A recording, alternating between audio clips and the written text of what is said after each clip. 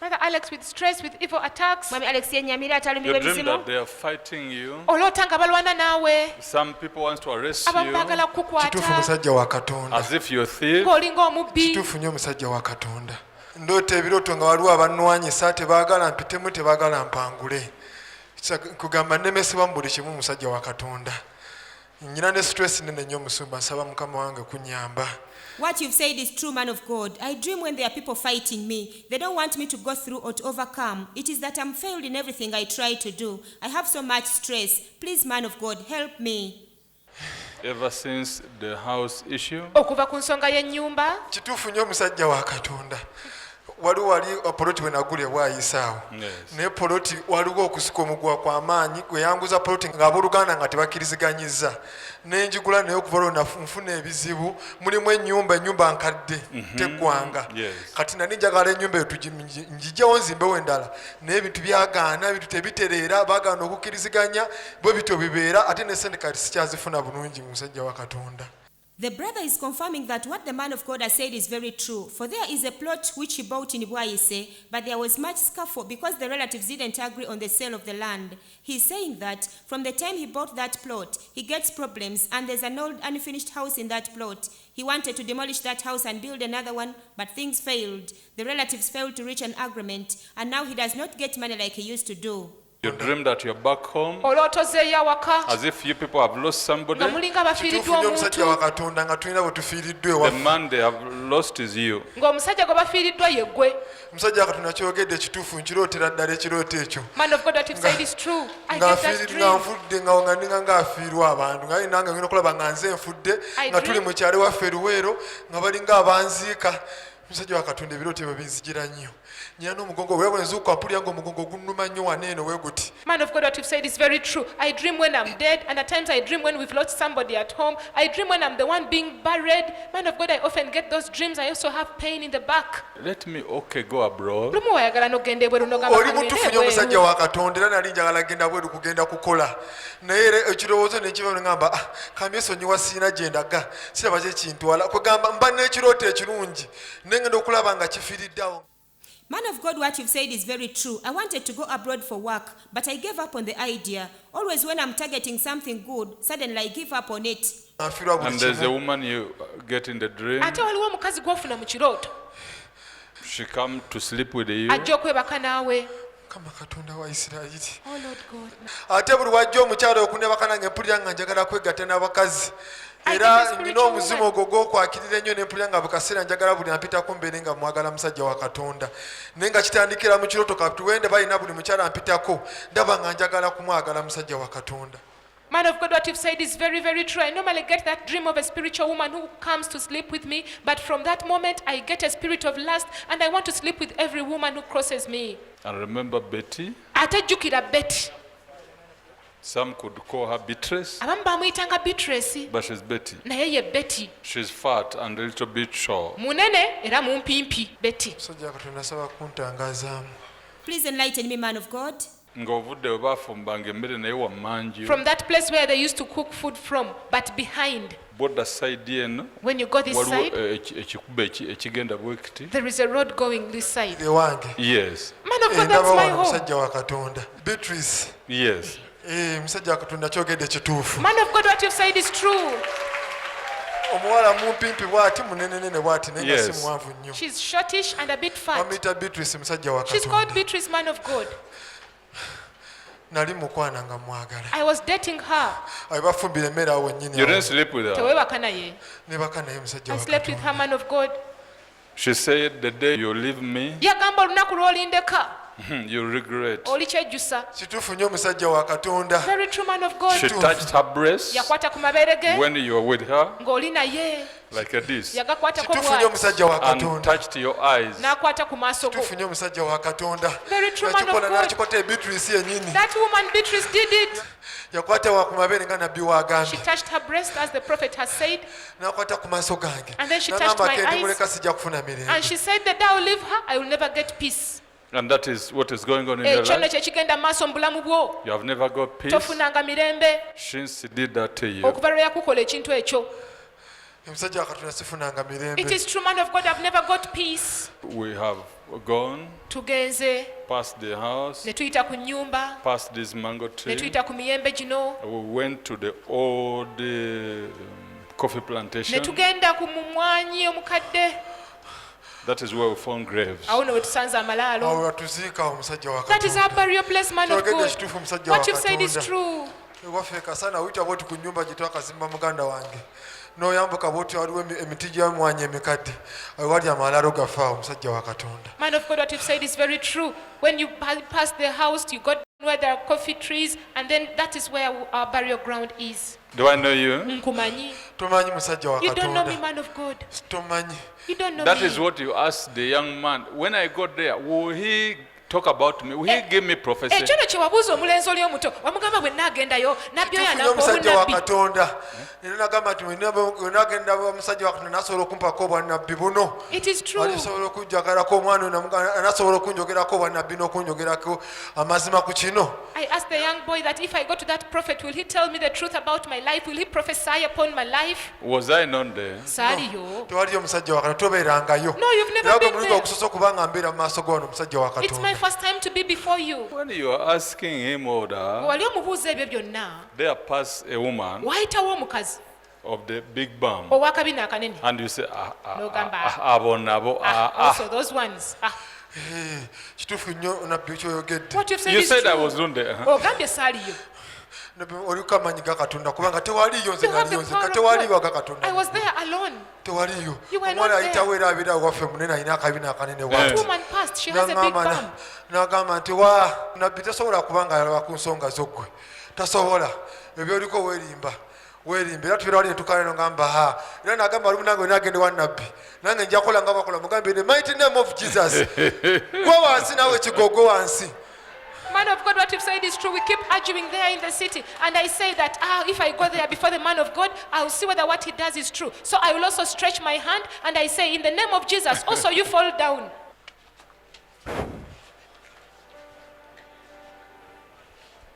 Thank you, Jesus, Weebale nnyo Yesu Kristo. for his journey abroad. Olw'olugendo lwe olw'ebweru. Clap your hands for Jesus the deliverer. Katukule Yesu Kristo You are now going mukazi. abroad. Kati sebo ogenda bweru. What again do you Ki want? ekirala ky'oyagala? That women issue is Ensonga over. eyo ey'abakazi ewedde. The Lord has saved your life. Mukama alokodde obulamu bwo. When you come back, Bw'onookomawo, then that is when you buy that house you admired. lw'onoogula ennyumba eyo gye weegomba. Neyanza nnyo musajja wa There is a katonda. house when you are going to Bombo Waliwo ennyumba wali ogenda Bombo. Emisumba. and you saw it. No, negamba girengera. mukama yo nyange liberako eyange mukama It's true. katonda I said, "Oh Lord God, nenjegomba katonda mugulu will such musumba a house ever be kyogedde my kituufu house? nnyo musajja wa katonda What you've said nali is ŋŋenda true. nga tugenda bombi waffe kasana nendaba ennyumba ennungi neŋamba naye mukama naffe tusobola okufuna okutusulako mu nyumba ezifaanana bwe zitya ennungi bwe zityo mukama naffe tuwe omukisa. We were going to our home in Bombo Kasana. I saw that beautiful house and I said, but God, can we also sleep in such beautiful houses? God, bless us also. Omukisa ogufunye You olwaleero. have received the blessing today. webale mukama webale nnyo omusajja wa katonda Thank webale you, man omukisa of God. mukama.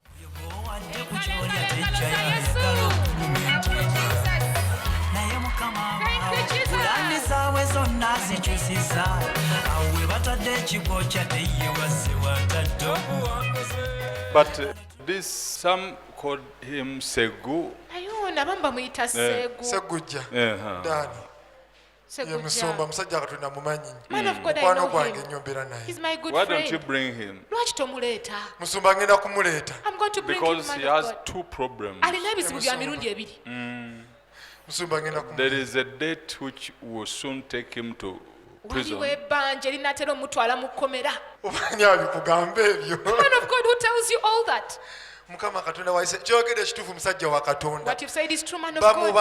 bamubanjiza ddala era He has a musumba ngenda debt kumuleeta burden. bamuyita segujja He's called Seguja. I'm going to bring him. bamubanja alina ebbanja ddene musumba He ngenda has a very kumuleeta big debt. simanyi nange oba otegedde otya also musajja don't nate know how waffe you- si gy'obeera You don't stay at era our gwe place. kusosa okujja mu kyaki It's my first time to come to this church. era bonna bagenda kundaba nnaku zino mbeera ku tv neesula nga ndaba ne ŋŋamba naye nedda bano abantu abajja bano ne boogera ebintu nga nabbi aboogerako kyeka baba bamaze obbapanga ne babayisa eri emangi ne bagamba sirina gwe nagambye ebizibu byange naye olaba oyogedde n'ennyumba gye nagula n'ekizibu ky'ennyumba byonna amazima bonna mukatogo bakimanyi mukatogo kuba nze ndi kyamani werosetwe bwayise era ennyumba eyo twagigula ne kyamani wange wakatogo zooni neyanyambako gikola kyo gigula tewali gwe nali kigambye era naye tuba tukikola mu nkukutu paka wekyafuuka ekizibu n'ekifuuka ekizibu ennyumba yange efuukidde ekizibu sente ziganye okuggwayo bakyagimanjako akakadde kyokka ate abakayana oli aŋŋamba tojja kugisulamu aganyabo mpozi ng'ewaffe gyenva simanyiyo tojja kugenda neŋŋamba oba ennyumba efugidde ekizibu ate omukazi namuwadda sente zange ne mugamba naŋŋamba Alex maliriza ennyumba zisikyakuddiza sente. The brother is saying that all people are going to see him, for he has been watching the man of God on television throughout the night, and he said, all these people that he sees the man of God give prophecies may be a stage managed, but now he's surprised to see that he has not told his problems to anybody, but the man of God has been able to see them all. He even talked about the issue of the house which he bought and the house problem. He further says that it is so true because everybody in his town knows it, because he is the LC2 chairman for YEC.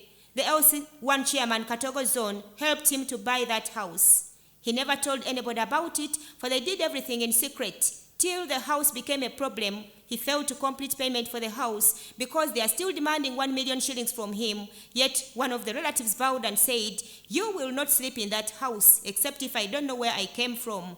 He has said that the woman who sold him the house said, Alex, I can't refund your money. Just complete the house and its payment. Kati ebulako kakadde kamu. Office mpaya kakadde. Office, give me 1 million. Nyongerako emitwalo 2 egya Christmas. Add upon this 200,000 for Christmas. Thank you, Lord. Now, Thank you, Jesus. Kakati. This Musisi watches me a lot, Ono musisi andaba nnyo. but he has not decided to come. Naye tannasalawo kujja. He is on the way. Musisi ali mu kkubo. bannange mukama katonda wa isirayiri Oh Lord God of ate musisi Israel. wammanyirawo How did you know bannange Ogambye Sisi? sikumanyi. You said I don't know you. Babeka bonna I mbamanyi. know all the bakers. Ne Beka mumanyi. I also know kyoyogedde bakers. ekituufu omusajja wa What you've said katonda is true, man bannange of God. tubeerawo ne bamusisi ne babeeka ne tukayana kikakasiza musajja wa katonda bannange tubeerawo mu trading center awo ne tukayana awo wabasenga awo ne tugamba nti nowa ne bagamba nti ate tulaba musajja wa katonda abeera kubalala nnyo biki abantu babeerawo bamukyakiye naye kati nikakasiza no bagenda kikakasa ti nekituufu kubanga okyogera sinaba kwogerako nawe tebajjangako wano naye amanyi ogamanyi bamusisi babeeka bonna amanyi ogogedde. The brother is confirming that he's always with those of Musisi and Becca, and they keep arguing in their trading center, saying that the man of God cannot see them. He only sees the people in his church. But now he has confirmed that what the man of God says is true, and that he is a true man of God. He's surprised that the man of God can mention the names of his friends, Musisi, Becca, who have never come here, and he has never seen them. musajja wa katonda oli musajja wa katonda Kasiri eragawo ennaku zino. Where is Kasirye nowadays? kasirye Kasirye. Emabega w'akatale eri. Behind the market. kasirye omumanyi erinnya naye I know mbudde nga Kasirye, sikyamulaba but after Ii, 10 yalagawo without ennaku zino seeing kyembudde him. nkubuuza That's why I've kuba asked you. nange sikyamulaba. I no longer see him. Where is he? yabeeranga emabega akatale naye ndudde engeri nga sikyamulaba maze ebbanga sikyamulaba It is true, yali I know mukwano Kasirye. gwange naye nga bamanyi ennaku zino kati He was my friend. He used to stay behind the market. tambulatambula nnyo nga nzungazuga I've bali taken simutekako time without birowoozo seeing okumanya him. wali naye ngenda genda munoonya musajja wa I'm going to look katonda for him, man of ngenda God. munoonyako Ogambye sikumanyi. You told me I don't know era you. wadde era tomumanyi ontegeredde wano musajja You wa don't know me. katonda You've seen me from here, man of God. ontegeredde wano nze sijjangako wano era bonna bajuliza abagenda okundaba ku I've never come here. sijjangako wano gwe mulundi gwange ogusoose musajja wa katonda This is my first Midu ye time. man. yalayira ntalirinnya wano. Midu swore and say that he will never step here. Midu. midu mumanyi abeera waffe akanikana masannyalaze Kati tubeerawo mutumire. wambaawo midu kutumidde mbaawo kutumidde mujje wa musajja wa katonda musange namwe mufune omukisa mujje mukama Midu basumulule yalayira ntalirinnya wano. Midu swore and genda said he will never kumugamba step ngenda here. mugamba musajja katonda agambe naye jangu naawe osobole okutereezebwa jangu yalayira nagamba talijja wano mu kyaki Wakiri okufa. at least okufa naye bikolebwa wano ye tabikkiriza amanyi bya bufere. Brother Alex is confirming that what the man of God has said is true. He knows Midu. He's an electrician at their place.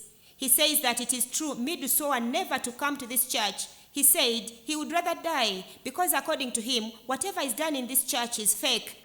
naye ebinjogeddwa Naye nga tamanyi nti muwulira. Doesn't he know that I hear him? bannange mukama katonda olina katonda You have God. katonda ali mu ggwe mulamu The God in you is alive. katonda ali mu nabbi kakande mulamu The God in Prophet Kakanda is a sijjangako living wano God. sibeerangako wano bunaku mpitawo buyisi I've never nenyigizayo come here. neŋŋenda I've always naye bwe just natuusa bypassed bizibu the nga place. bipitire ŋŋamba kangende wa musajja katonda ansabire But when the problems overwhelmed me, I said, let me go to the man of God to pray for me. naye ennaku zino But ojja nowadays- cekinga ku nakafeero kubanga yalwala. You will check on Nakafero because she's sick. mukama katonda wa isirayiri nakafeero mumanyi I know Nakafero. kyogere ekituufu musajja wa What you said is true, katonda man of God. nakafeero mulwadde Nakafero is sick. ogambye sikumanyi. You've said I don't know. You. simanyiranga nti I gy'obijja don't know where you get all this information from. tondabangako naye byonna byogera Man of bituufu God, you've never seen me, but whatever you're saying is true. bane musajja wa katonda Man of God. nakafeero mulwadde abeere ne waggule bwayise nomubwayise Nakafero is sick. He's this upper side of Waise. okuva ababbi lwe bajja ne bakuba amayinja wali w'omusiraamu From the time the thieves came and they hit stones there at the Muslim man's okuva place, olusi nakasero lwe yatandika wasn't okulwala. that the Mwekiri time when musajja wa Nakafero started Katonda. falling sick? ababbi tewabategeera. Didn't you know about the bajja ne thieves? babeera bajja ne batulipootingira ne bajja baali bazze nga bazze okubba omusajja omusiraamu ne bakasuka amayinja Aha. naye tebamubba ne batambula ne bagenda naye okuva olwo nakafeero n'alwala He is confirming that what the man of God has said is true because the thieves had come to steal at the Muslim man's place. They threw stones but never stole his property. They just went. But the case was reported to him, being the chairman. And it is from that time that Nakafero fell sick.